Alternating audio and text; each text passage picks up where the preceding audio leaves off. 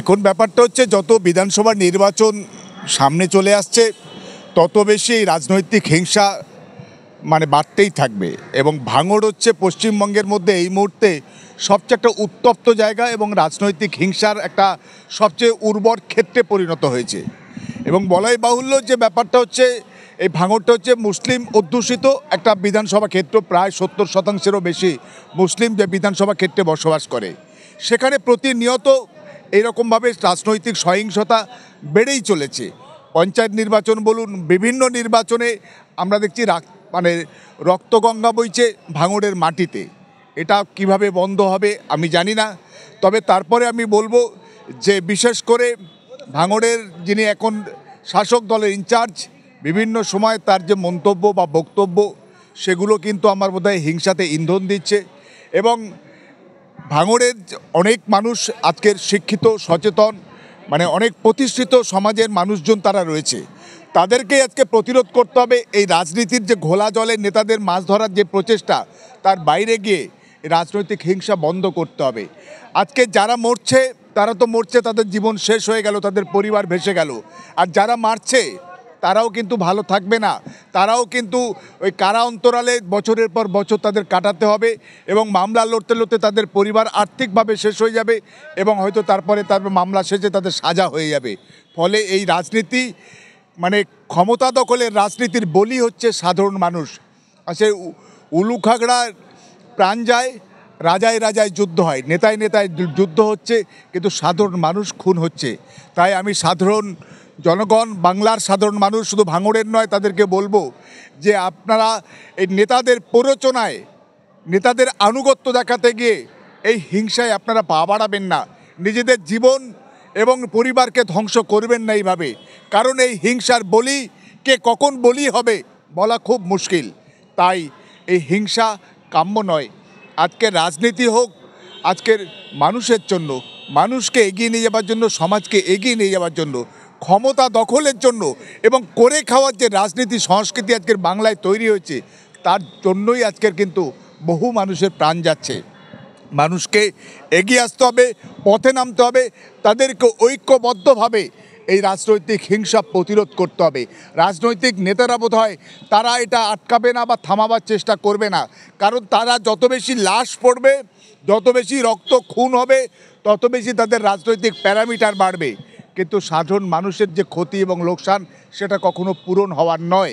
তাই সাধারণ মানুষকে এই দলীয় রাজনীতির বাইরে গিয়ে আজকে এই রাজনৈতিক হিংসা বন্ধের জন্য উদ্যোগ গ্রহণ করতে হবে এবং যদি সেরকম কোনো নাগরিক উদ্যোগ সামনে আসে, আমি ব্যক্তিগতভাবে সেই উদ্যোগে সামিল হব এবং ভাঙড়ের মানুষের কাছে আবেদন জানাবো যে না, হিংসা নয়, আসুন আমরা মানুষের জন্য কাজ করি, মানুষের জন্য কথা বলি। যেখানে হিংসা আছে সেখানে আমরা কেউ যাব না, কোনোভাবেই সেই হিংসার পথে পা বাড়াবো না।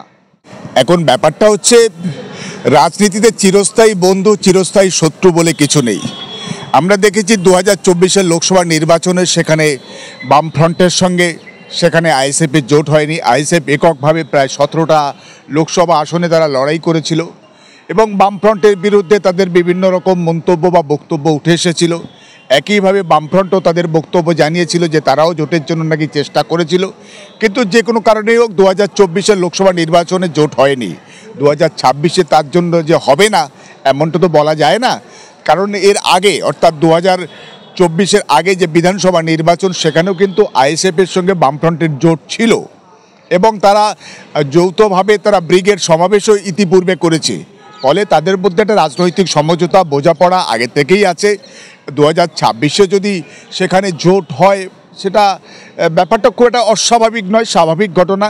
তবে আমি যতটুকু জানি যে আইএসএফ অন্যান্য ছোট ছোট যে দলগুলো আছে, যেমন SDPI, social Democratic party of India, welfare party of India, Paschimbanga রাজ্য মুসলিম লীগ, এরকম কিছু ছোট ছোট রাজনৈতিক দলের সঙ্গেও তারা আজকের একসঙ্গে, বিশেষ করে ওয়াকআপ যে সংশোধনী আইনের বিরুদ্ধে তারা পথে নেমেছিল এবং একসঙ্গে তারা কদিন আগে তারা অ্যারেস্ট হয়েছিল এবং লালবাজারের সেন্ট্রাল লকআপে তারা একসঙ্গে রাত কাটিয়েছিল।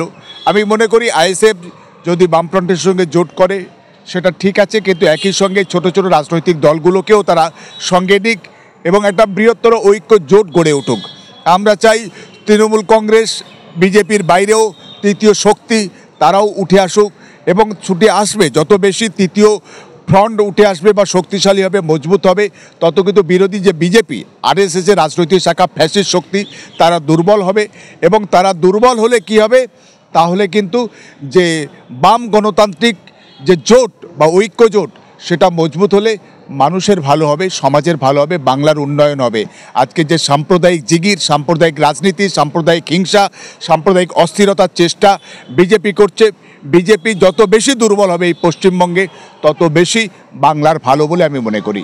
স্যার 20 তারিখে আমরা দেখলাম যে কর্মসূচি ছিল ধর্ণা মঞ্চের এবং ওয়াকফ আইনে এসআইআর বিষয়, এই বিষয় নিয়ে যে কর্মসূচি ছিল সেখানে দেখলাম 20টি সংগঠন উপস্থিত ছিল এবং 96 জনকে যে গ্রেফতার করা হয়েছে এবং সেই কর্মসূচি এবং তারপরে এবং নওশাদ সিদ্দিকী যখন পারমিশন চায় এবং 20টি সংগঠন থেকে যখন পারমিশন চাইছে কর্মসূচির জন্য তাদেরকে পারমিশন দেওয়া হচ্ছে না, বলছেন 20 তারিখে যে আপনারা যে গণ্ডগোল করেছেন এর জন্য আপনাদেরকে পারমিশন দেওয়া হবে না এমনটা জানাচ্ছেন, কী বলবেন আপনি?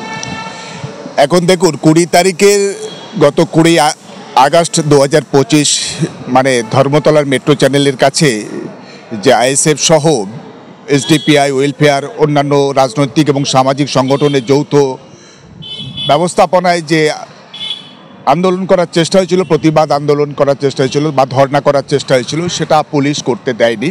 পুলিশের অভিযোগ যে এরকম কোনো অনুমতি নেই।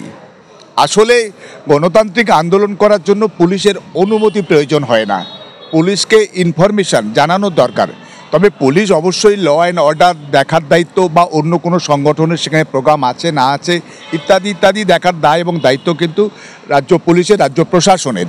ফলে সেখানে তারা যদি তাদের আপত্তি থাকতো, পুলিশ প্রশাসন তাদেরকে কিন্তু সেখানে যদি আটক করতে পারত, তাদের অ্যারেস্ট করার খুব দরকার ছিল না। কারণ সেখানে তারা ভাঙচুর বা মারপিট বা পুলিশের গাড়ি পোড়ানো বা পুলিশকে মারধর এরকম কোনো ঘটনা কিন্তু আমাদের কারোর চোখে পড়েনি।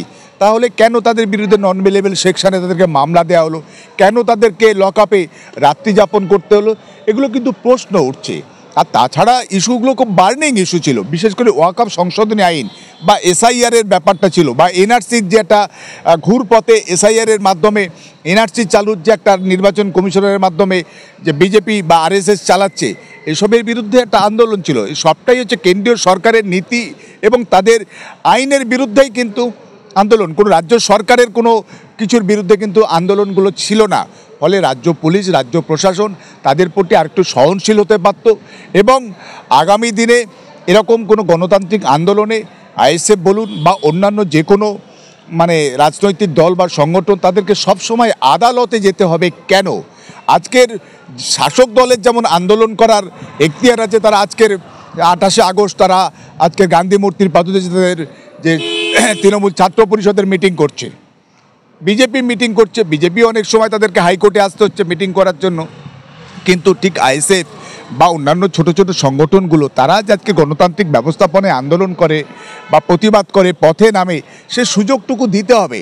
এটা হচ্ছে গণতান্ত্রিক পরিসরটাকে ছোট করলে কিন্তু আজকের গণতন্ত্রের যে মানে গুরুত্বপূর্ণ যে আমাদের ভালো দিক সেটা কিন্তু ধ্বংস এবং ক্ষতি বা নষ্টের দিকে যাবে। সেটা কিন্তু রাজ্য সরকার, রাজ্য প্রশাসনের কিন্তু মানে খারাপ হবে এবং ভুল বার্তা যাবে।